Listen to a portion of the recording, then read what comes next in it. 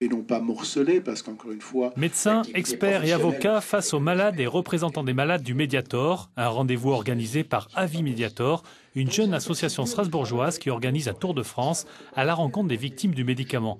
C'est un collège d'experts dont le but est de rassembler les moyens de lutte et donner aux malades des outils ou la marche à suivre pour se défendre.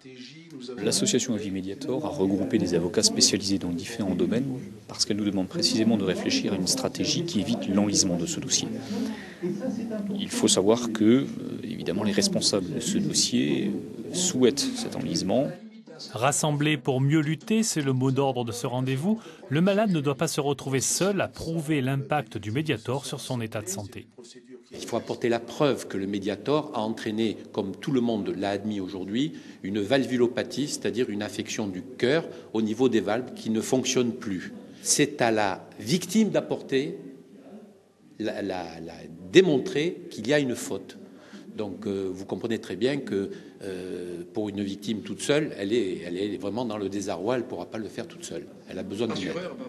Dans la salle, beaucoup de malades. Chantal Santacreux a pris du Mediator pendant 10 ans. Elle veut que la justice définisse la responsabilité des laboratoires Servier et de l'État. Je ne suis pas une des personnes les plus atteintes, loin de là, mais notamment pour ceux qui sont beaucoup plus invalidés par cette prise de Mediator et par ceux qui malheureusement y ont laissé la vie.